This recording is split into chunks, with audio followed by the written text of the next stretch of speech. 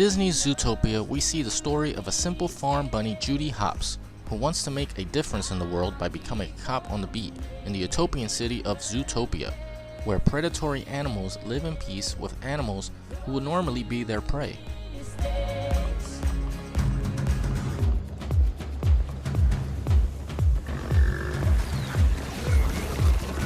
Upon arriving, she is met with a hard truth that even here in Zootopia, not everything is as peaceful as it seems. Along the way, she meets Nick, a con artist who helps Judy solve the case of animals reverting back to their primitive instincts.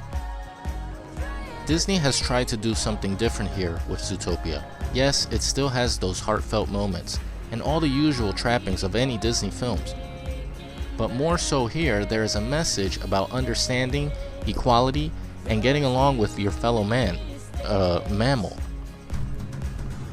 Though as noble as this message may be, and children may not understand it completely, for adults, it is so heavy-handed that you will almost cringe as it beats you over the head with it almost immediately as the film starts.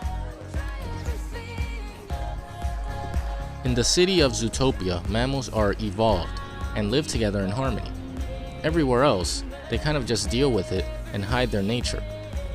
Though you can be anything you want to be, as one of the plethora of morals implies, one of those things you can't be is a jerk. That or an omnivore.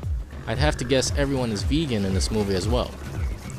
With so many morals blended into this film, it can kind of get in the way of the story. One minute you're caring about this little bunny stroll through Zootopia, and the next you're trying to decipher why we can't call a bunny cute, because it's offensive.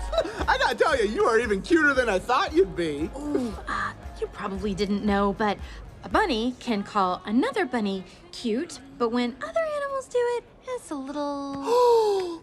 I am so sorry. Oh, it's like racism, get it? And it may not just be about racism. I've noticed that many people have self-inserted their own case. Whether it's racism, gender equality, or what have you, people are able to see themselves within the character.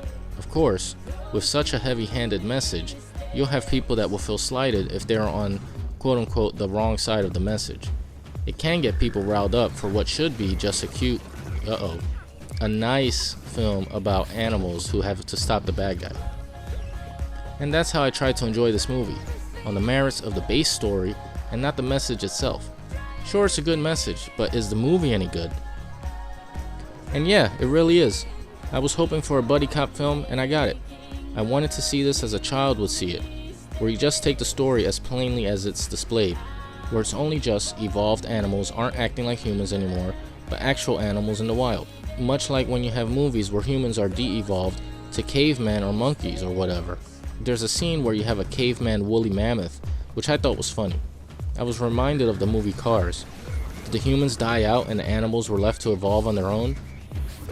Hey, if cars can talk, why not animals? The hallmark of a good film is to get people to talk about things. Even at the end of the film, Judy Hopps realizes that the world isn't perfect, but we can try and make it better each day. I'd say that sometimes natural instincts will never be wiped out, no matter how evolved or progressive you are. And that's why I related so much with Nick, the fox. He was a realist. People are going to be jerks and even hate you. In his case, because he's a fox. Though it's weird because in the movie, the fear is that he'll eat them. So it can kind of be justified. Would you sit down to dinner with a serial killer? Though I know that's not why it happens, because as it relates to humans, the irrational fear of another human being is what's at stake here. Nick's hopelessness that he'll never be accepted for anything else other than a stereotype leads him to play up to that very stereotype. A sly fox? Welcome Nick the con artist. Judy, on the other hand, has this unending optimism that shines through Nick's pessimism and helps him to see that he can find a new way in life that isn't the product of a stereotype. That's a great message for kids. Stereotypes hinder progress and create barriers where there doesn't need to be. But what muddies it for me, and now it's time for me to overthink things, is when I saw how the little lion in the beginning looked so pathetic, denying his nature to be a predator. It kind of made me think of the 50s satire where you must conform to fit in with the crowd. You can be anything you want to be, except your natural self. I would have at least expected the predatory animals to be meaner and more tough than the prey animals. You had a puma get beat up by a weasel, for goodness sake. You don't have to be evil, but why be pushovers? I found the bully kid fox at the beginning of the film to be more believable. You'd expect him to be a bully since it's a predator-prey scenario. But I guess that's the whole thing. They grow out of it and realize how they were wrong for acting that way. Though I know I'm overanalyzing this whole thing, since kids will just see a bully jerk character as a bully jerk character. Heck, even the little mouse godfather is a bully jerk. Isn't he supposed to be prey? So it seems anyone can be jerks.